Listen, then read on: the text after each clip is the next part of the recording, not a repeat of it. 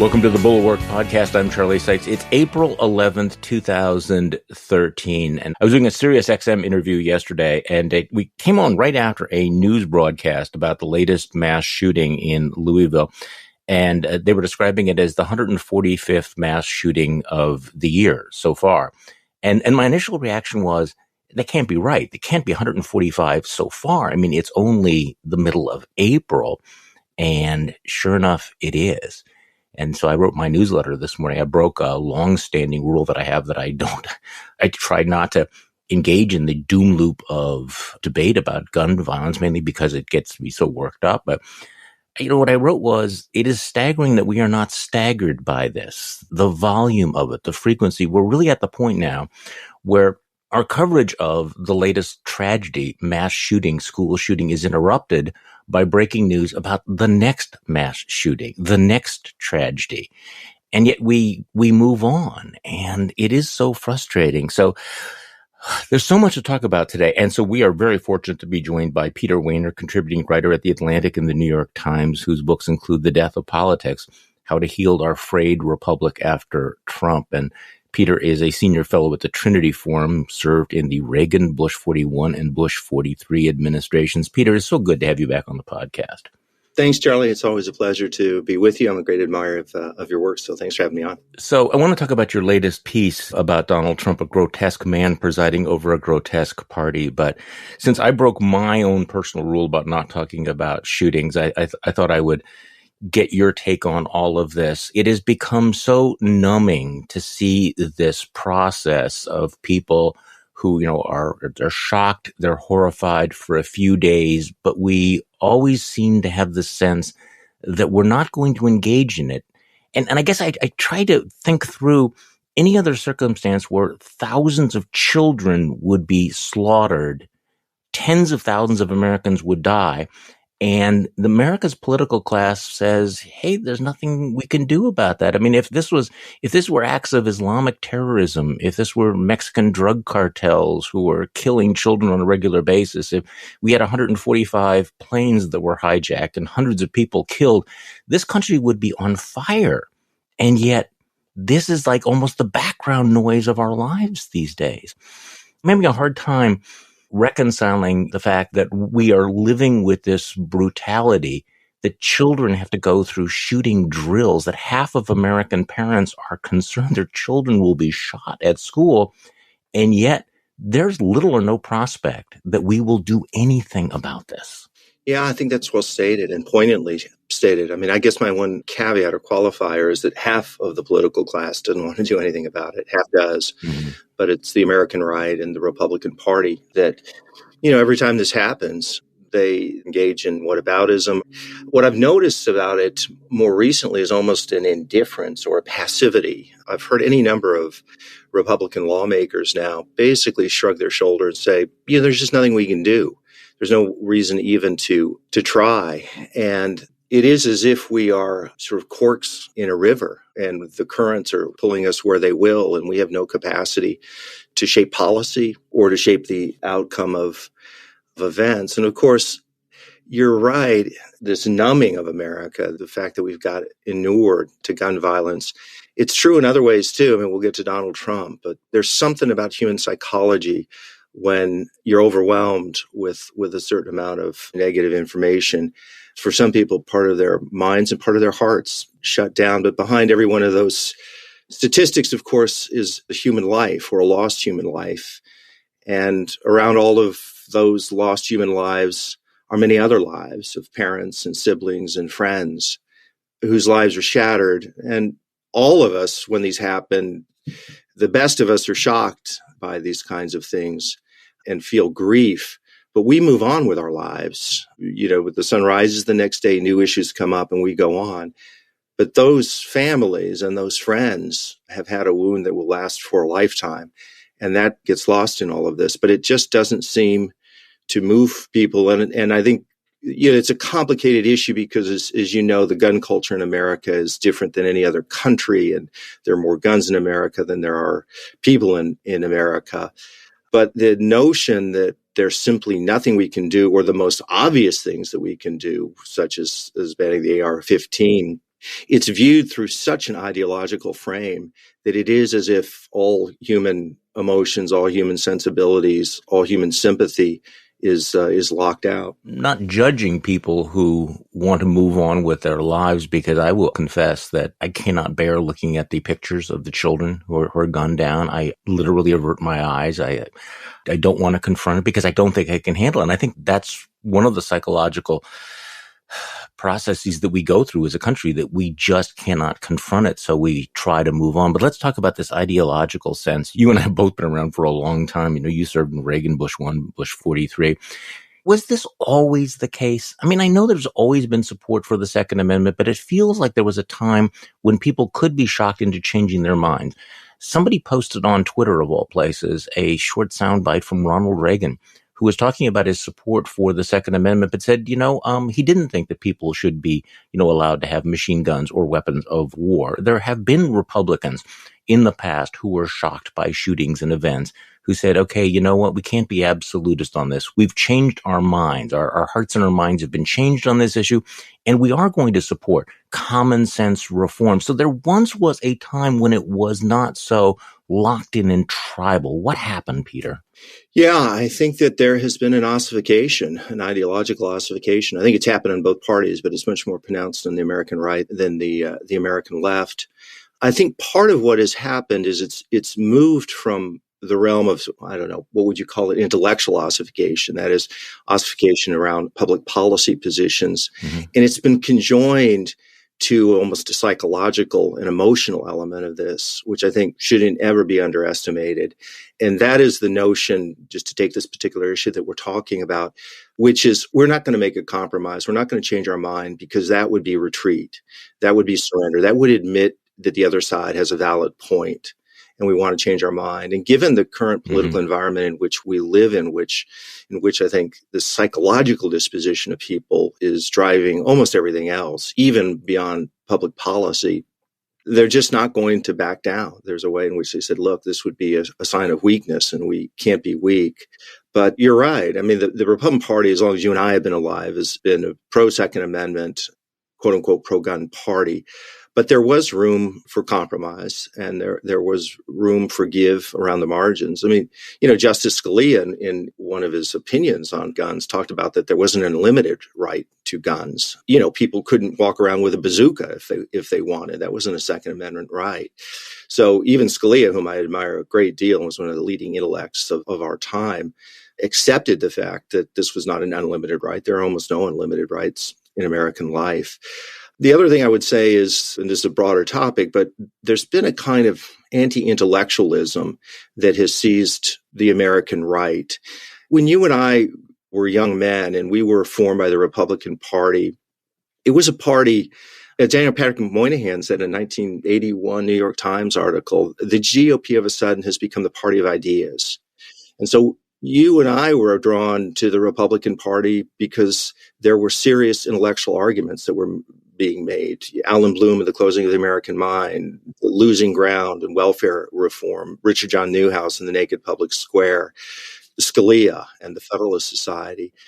And over time, there's been a retreat from this, not only from admiring rigorous intellectual approach to things, but the opposite. It's becoming, in a sense, an anti-intellectual party. And when that happens, the ability for people to change minds based on empirical data, changing facts, people are less willing to do that. And I think that is one of the, signal developments of our time. There's also the grotesqueries. We can, intellectualize why people support the Second Amendment, and we can disagree about this. But when you have members of Congress sporting lapel pins of AR-15s, or members of Congress putting out Christmas cards where their whole family, including small children, are brandishing AR-15s, that's just performative. And that they're doing this in the context when that is the weapon that is being used to tear apart young children's bodies. And of course, we know scientifically, intellectually what that means. We've never seen pictures of it, thank God. But that's where the grotesque seems to overshadow any sort of principled position on this issue. Yeah, that's really true. That's very well stated. Performative is right. It's performative politics. It's theatrical politics. It's a kind of virtue signaling, though it's not a virtue that they're signaling, but they're signaling to other people in their tribe that we're with you. And again, it's not simply that we agree with you on X issue. It's that we're aggressive, that we're angry, that we're proud of our stand and we're going right at them.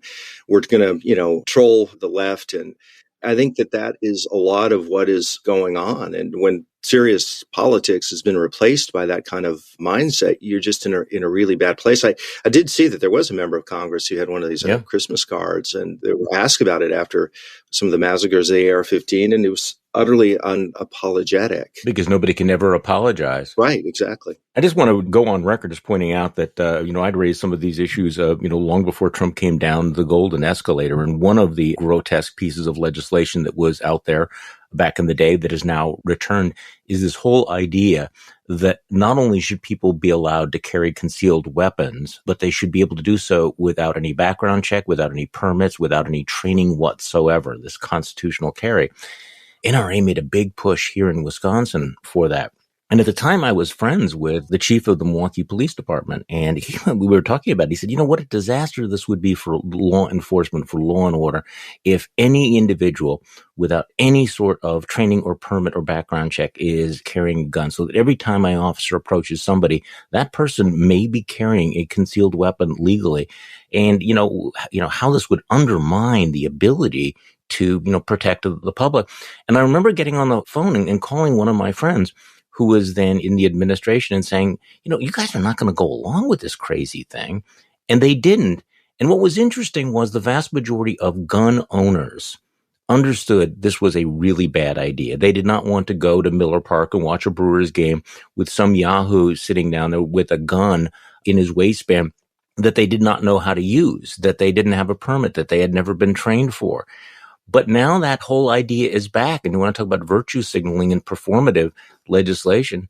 In the state of Florida, Ron DeSantis just signed a bill that essentially says that people can, be packing loaded weapons without any permit whatsoever. So at this moment when we're experiencing this epidemic of gun violence, what is the response? It's not just simply a shrug to do nothing. It's actually to make it, I think, exponentially worse and more dangerous from the point of view of people who allegedly are in favor of law and order.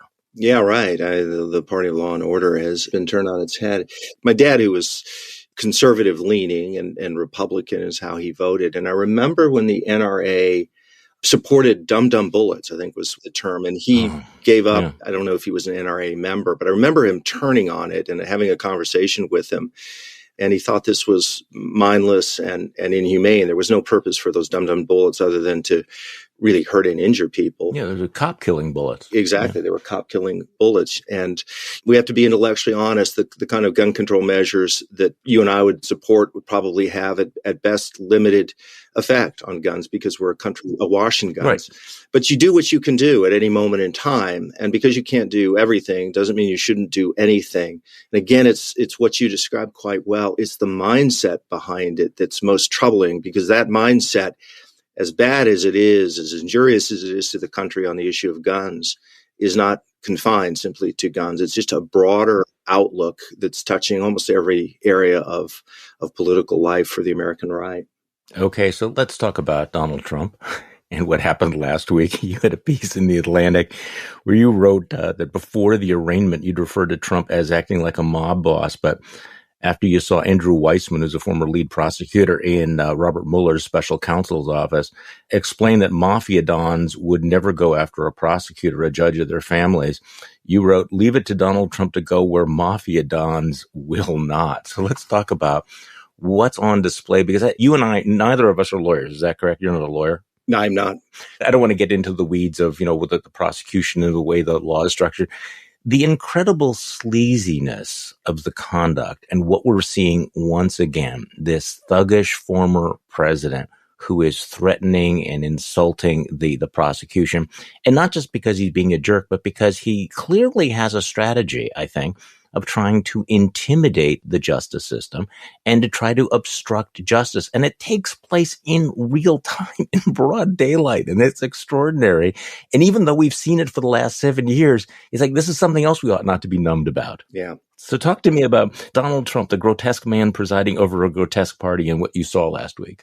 Yeah, I think what we saw last week was, Act 912 of this ongoing awful drama that's unfolding. None of it was shocking, and yet it's shocking that a former president would do this. And that's really what I think our responses are, which is what's different about this. And in one respect, nothing is different about it because we're dealing with a man who's a sociopath. And yet, on the other hand, everything is different about it because we've never had an American president or even an American politician who acts this way. So it's a lot for us as citizens to take in. And I think sometimes I struggle with how much attention should I pay to this. On the one hand, you don't want him to sort of live rent-free in your mind, as they say. On the other hand, you don't want to go silent or just shrug your shoulders and pretend that this is normative when it's not normative. And you and I, as political commentators and other people, have to figure out what the right response and what the right mode is to deal with this. A couple of things about it. The first is, I think that the psychological decomposition of Donald Trump is continuing, but he was already a deeply wounded person and a psychologically broken person a long, long time ago. It's not as if he's crossed some sort of line. This is a trajectory he's been on, and this is who he is fundamentally.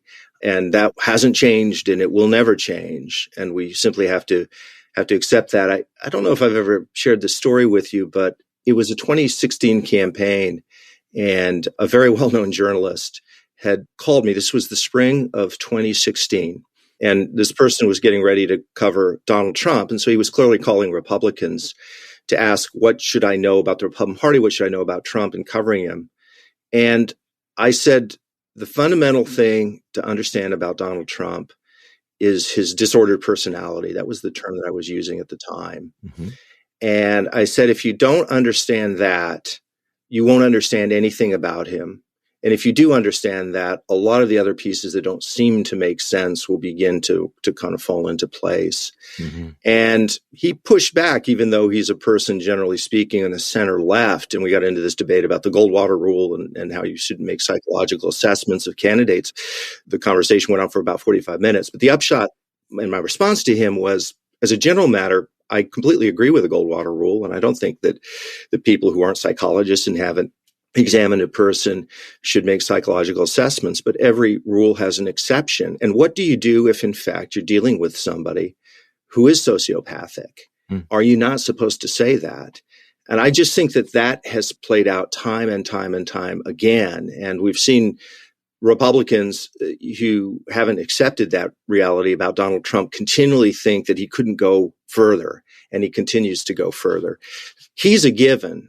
Of course, in a way where the real complicity is in this is with the Republican Party, because Donald Trump is a sick man. The Republican Party, on the other hand, have people who are not sick, but who have gone along with this freak show. They know better. And that's the part that makes people, I think, feel that they've taken crazy pills over the last, half decade. And, you write that two things are happening at once. The Trump, depraved and deranged, is lashing out, more venomous than ever. That's number one. And number two, and Republican officials recognize he is the most dominant and popular figure in the Republican Party and that they are stuck with him. And let me just read what you wrote. You said, they have had countless opportunities over the years to take the exit ramp, from the release of the Access Hollywood tape to Trump's first impeachment to his attempt to overthrow an election to the violent insurrection at the Capitol, and they have refused every time. More criminal charges of an even more serious nature are unlikely to change that. And here's the key sentence, I think. We're witnessing the political equivalent of abuse victims struggling to break with their abusers. Having long failed to part ways with Trump, they now feel they can never break with him. Yeah. Whoa, Peter. Yeah. I think that's dead on. That's really insightful. They can't break with him. They won't break with him, and they never will, unless it becomes clear that a catastrophe happens. And the other thing that struck me, Charlie, was that in the past, we always wondered how far would a party go in defense of its leader. And it was always a speculative argument. But what Trump has done is he's moved that question from the realm of speculation to the realm of reality. So when the GOP hitched its wagon to Trump, it led them to places that they never imagined. if you had said in 2016 that this is where the Republican Party would be, what Trump has done and what the Republican Party, has defended, I think most people would have blanched. They would have said, not on your life, never. Sure. But they accepted it. It's an illuminating period in political history, even as... It feels like a laboratory experiment almost. Exactly. That's exactly right. Like a simulation. How far, if you did this, if you provided these stimuli, what would they do? How far would they go? What would they be willing to swallow? When would they decide that, eating the Mared sandwich, in fact, was a tasty delicacy? Right. Yeah, I said at the end of the piece, I said that it was January 2016 when Trump said he could stand in the middle of Fifth Avenue and shoot somebody and not lose any voters. And most people, including me, thought it was hyperbole, and it turned out to be prophecy. That's one of the most important things the last 7 or 8 years. Not that Trump's done these things, because he is who he is. It's that an entire political party, one of the two most important political parties in the world, has rallied behind this person, stood with him, never broken with him, gone silent at best in the face of these horrific acts and deeds and statements. And the deformation, the moral deformation of that party over those years, day after day of doing it, is what we're living with now. That's why there was never going to be a snapback, a quick snapback, thinking, well, Trump lost in 2020, so we're going to get the old Republican Party back. Not on your life. You make the point that Republican leaders never grasped that their willingness to go along with Trump increased his hold on the party and then further radicalized the base. And then the normies became more passive and less influential. So you're talking about the way in which the base has been radicalized has changed, and the Republican Party has been changed in ways that nobody expected at the time. Right. But now you look back on it and you say, well, that was the process. So Republican leaders never grasped that going along with him would increase his hold on the party. Do they get it now? I mean, how can they not recognize it now? We're sitting here in April 2023, what they have wrought. I think some of them do recognize what they've wrought, but they really are in a quandary, because Trump is deeply unpopular with most Americans, and he's extremely popular with a base. And they're right in that assessment. And so anybody who voices criticisms of Trump is going to be chewed up and spit out in the Republican Party. We saw that with Liz Cheney. She's Exhibit A. She was intrepid, conservative as could be, lifelong Republican. Her bona fides as a Republican and conservative much stronger than Donald Trump's. What was her sin? That she spoke the truth about Donald Trump in the context of January 6th, and they turned on her ferociously and beat her in a primary. So they're stuck because the base continued to get more and more radicalized, more and more deformed. And there's no off switch. I mean, I think that a lot of Republicans thought there'd be an off switch, and it turned out that there wasn't. And now they're being consumed by the monster that they've created. And what that does in turn is catalyzing a whole series of psychological reactions, of which aggression and anger and grievance is very much a part of that, because they feel and they sense the corner that they're in. And I'd say actually even beyond that and even deeper than that, I think for a lot of people, and it's complicated, I think there's some degree of shame. That is not among all of them, but of some. I think it gnaws at a lot of them. But cognitive dissonance is a very, very difficult thing for any of us in life to live with, the sense that who we think we are is at odds with the life that we're living. I think there's a tremendous amount of cognitive dissonance for Republicans who've been lifelong Republicans, party of family values, party of law and order. How on God's earth did the party of law and order end up rallying around a man who inspired a violent insurrection and attempted to overthrow an election? That's mind-blowing. And on some level, they know that, but they can't really live with it. They don't want to face that. So what's the response to that? The response to that is to lash out, to attack, whataboutism on steroids, in a sense, always to say to the other side, Trump critics, Democrats, you're as bad as we are.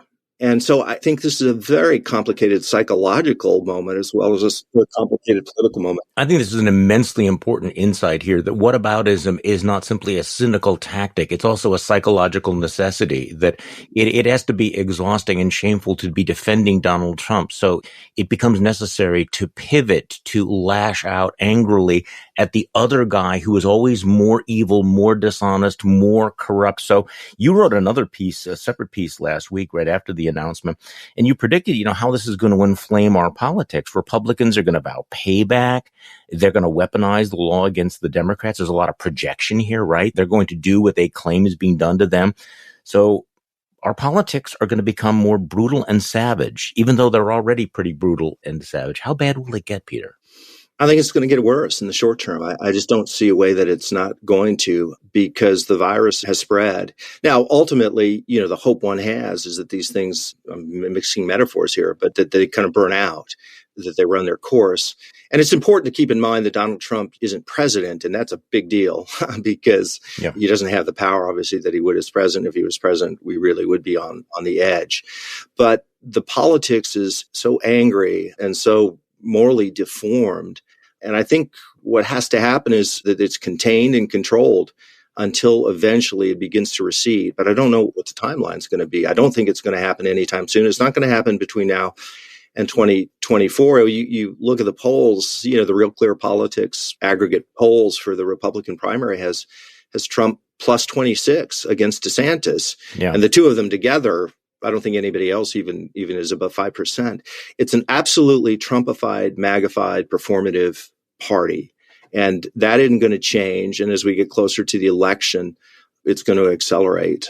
So we just got to buckle our seatbelts, and each of us in our own way has to act with as much integrity and honor as we can in our lives and say what we can say and hope that we can do what we can to preserve, this beloved republic. Well, to your point about the politics being inflamed and the payback, right on cue, the House Judiciary Committee chaired by Jim Jordan announced on Monday that they're going to be holding a field hearing in Manhattan next week at the Federal Building near Alvin Bragg's offices and the courthouse where Trump was arraigned. And, the committee put out a statement saying that they will examine how Manhattan District Attorney Alvin Bragg's pro-crime, anti-victim policies have led to an increase in violent crime in a dangerous community for New York City residents. Really extraordinary how naked their position is. The larger context here, of course, is that, as Donald Trump, increases his hold over the Republican Party, his approval rating is now down to 25%. So the one thing that I think a lot of us were expecting and hoping and who knows, projecting would be a trigger for Republicans is when they realized that he would lead them to certain defeat. And there was a little bit of that after the 2022 elections that, here's a guy who's losing and is, keeps losing. And if you go into 2024, if Republicans are looking at the year thinking, Joe Biden should be very vulnerable, should be vulnerable in the economy, on immigration, on a lot of these issues. But the only Republican who is going to get shellacked by him is Donald Trump, and we're going to nominate him. So does the prospect of defeat focus the mind enough for them to break away? I'm hearing you say not even that will be enough. I don't think it will. It's a factor, I think, and we saw it. I mean, your colleague Sarah Longwell does these fantastic focus groups, which are so revealing. And there was a time in which, when she did focus groups with two-time Trump voters, that she saw some erosion, not an aggressive turn against him for sure, but an openness to DeSantis or somebody else, because there was a kind of weariness that took over. But in her most recent focus groups, as I understand it, all of those people that she was in conversation with rallied around Trump. And why did they do that? Well, it's the sense that he's being attacked, that he's being persecuted, that he's a martyr. And of course, he's absolutely dominating the headlines, not just in the Republican Party, but in all of American politics. He's a genius at doing that. But I don't think it's a normal party. And so I think the normal metrics that we would use, the normal analysis, the normal judgments we would use don't really apply. So for all of our lifetime and for most of the history of American politics, when a party got beat or faced the prospect of a defeat, they would change. Now, sometimes it took time. The Democratic Party in 1972 got destroyed by Richard Nixon, and then you went through the arc between 72 and 88. Mm-hmm. They lost a whole series of elections with really one exception, and that was the Watergate election of 76. So what did they do? They adjusted, and by 1992, they nominated a so-called New Democrat, Bill Clinton. So it takes time for a party to change. And one other thing, Charlie, that I wanted to mention, it just dawned on me the other day in terms of the political insanity that's gripping the Republican Party is what's happening in Tennessee with the lawmakers, Representatives Justin Jones and Justin Pearson. And of course, your listeners know about what happened. They were expelled from the House. It was a politically insane thing to do. You were actually the first person that I heard that I think you said that the stupidity burns. It was just so inanely futile, you know. It was so inanely futile. And it raised the question, why did they do it? And it wasn't for political reasons. At least, in Tennessee, I guess this sells. Mm-hmm. But nationally, it doesn't. But what did that catalyze? Well, you heard people, including the Speaker of the House in Tennessee, say that what these representatives did in Tennessee was comparable to or worse than what happened on January 6th. Oh, my. Now, that is moral idiocy to an amazing degree. Why would they say that? Why would they do that? I think that goes back to what I was saying earlier. It was this notion of a psychological lashing out. It was the political id. They could do it and they were going to do it, and it made no sense whatsoever. Exactly. And when that happens, when the passions take over, the irrational passions, the political id takes over, you do really stupid and silly things, like say that what happened in January 6th is comparable to what happened in Tennessee. So again, I think as we look at the Republican Party and try and assess what's going on, I think we probably need to talk more to psychologists and psychiatrists and less to political scientists, because I think that is, in a sense, the Rosetta Stone of American politics today. I agree with you completely. In fact, I think that given the times that we're in right now, you can find historical parallels, like what the 1850s, what we went through. But I think it seems more insightful to turn to the social psychologist to talk about the tribalism and the way our minds work in order to bind ourselves to the tribes and the psychological need to belong and to lash out and, the dominance of the id over, the calmer voices. But what happened in Tennessee is so remarkable. I mean, I made this point before.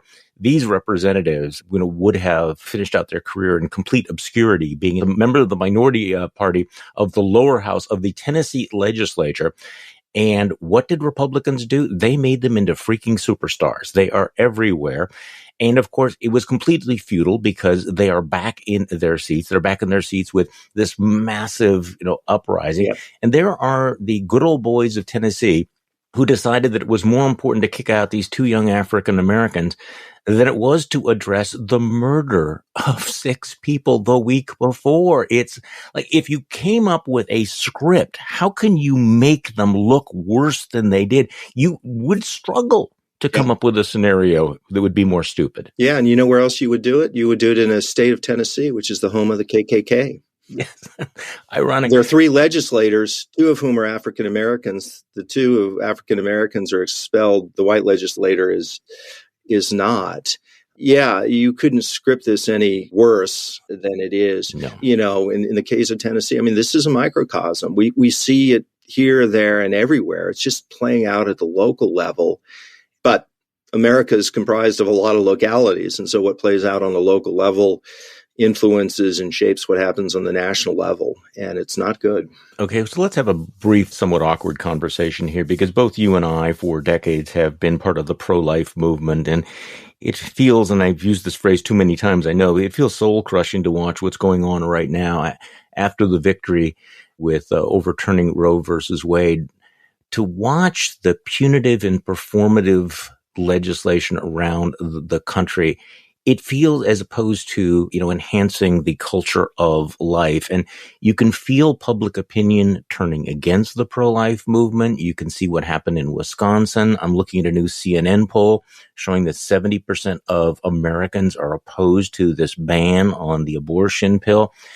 Republicans and the right, again, I think following their id rather than a prudent strategy, seem to be squandering an opportunity. And this has now become a real albatross for Republicans. And I don't see any way out of it for them, because their base is demanding the most extreme possible policies and nationalizing all of this.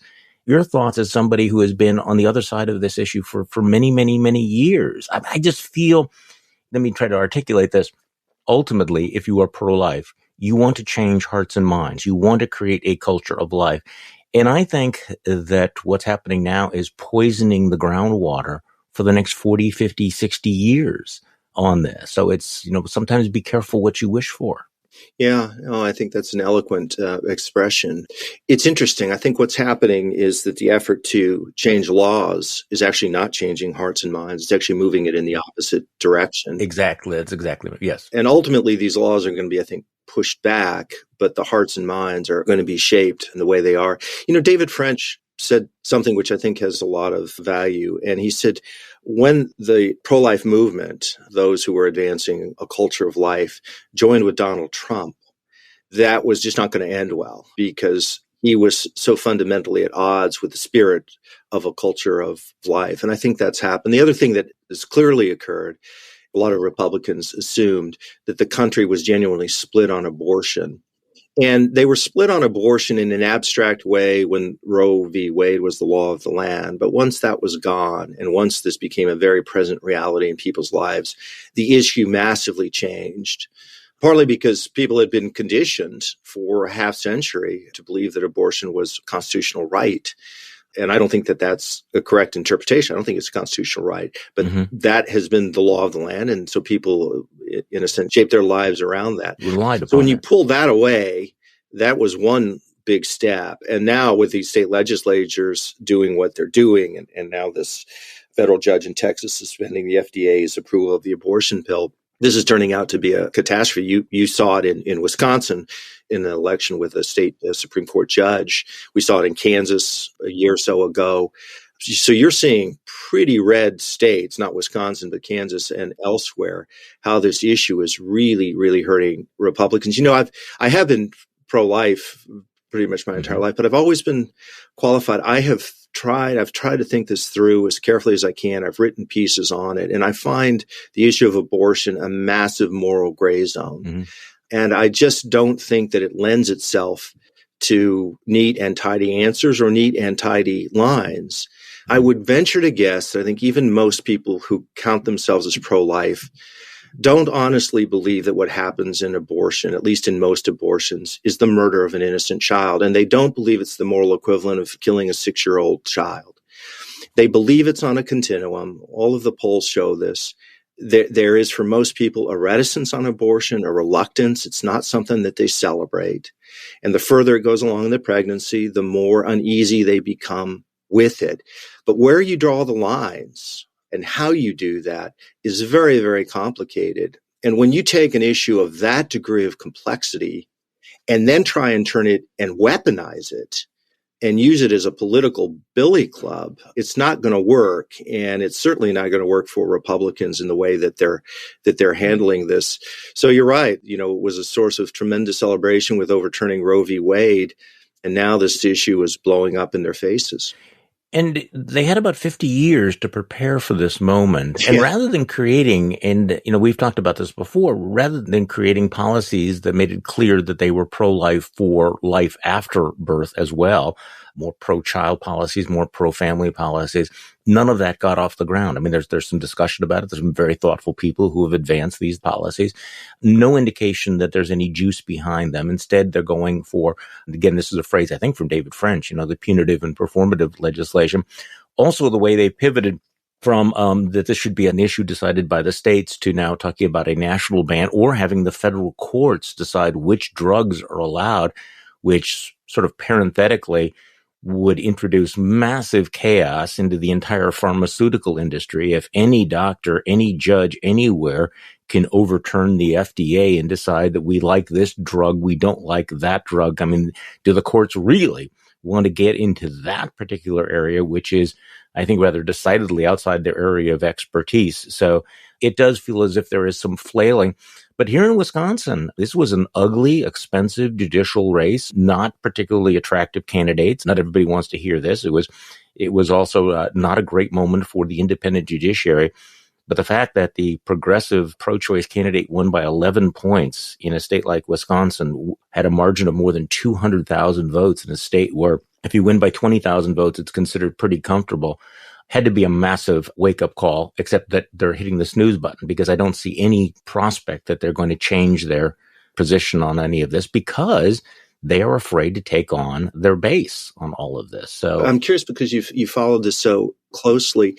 To what degree was, in your estimation, was abortion an issue, and what other issues played into this because the person who won seemed to be pretty far on the left. And as you said, Wisconsin is just a razor thin, or has been a razor thin state. So to win by 11 points, a lot had to have happened. And it's not entirely clear to me what it was. There are obviously a number of factors, but I think abortion overwhelmingly dominated the outcome. There were also questions about the elections, about election denialism. We had the conservative candidate who was so deep into Trump world that he actually had advised the state Republican Party, was on their payroll, advised them on the fake elector scheme, and then went around the state campaigning with January 6th rally organizers. So that was certainly in the background.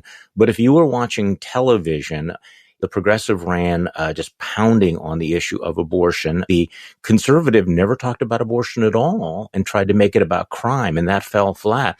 And I thought it was interesting because during the primary, Dan Kelly had, and I've talked about this before, I think on the podcast, during the primary, I would say 2/3 of the mailings I got here at the house here in Mequon from the conservative candidate Dan Kelly were about abortion, that he was the most pro-life candidate, that he was endorsed by every single one of the pro-life groups, including the most militant ones, the ones that would not support exceptions for rape or incest. So when he got to the general election, he wanted to change the subject, but he was stuck. And he wasn't able to push back and say, no, I don't take these positions, because he had told all these pro-life groups that he was, in fact, a reliable absolutist vote on these issues. So he had boxed himself in. That's fascinating. I saw there was a member of Congress, I don't recall the name, and he was interviewed on one of the Sunday shows.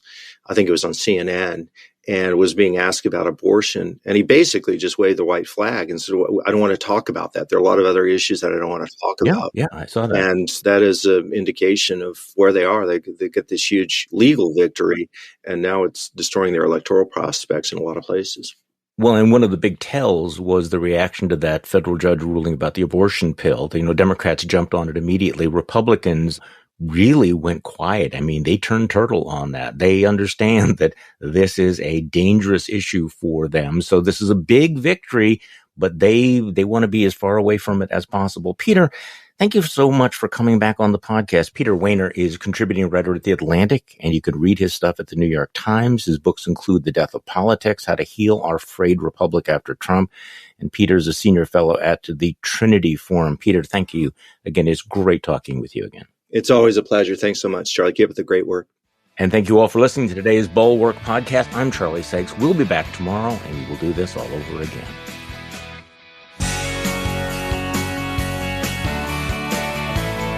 The Bulwark Podcast is produced by Katie Cooper and engineered and edited by Jason Brown.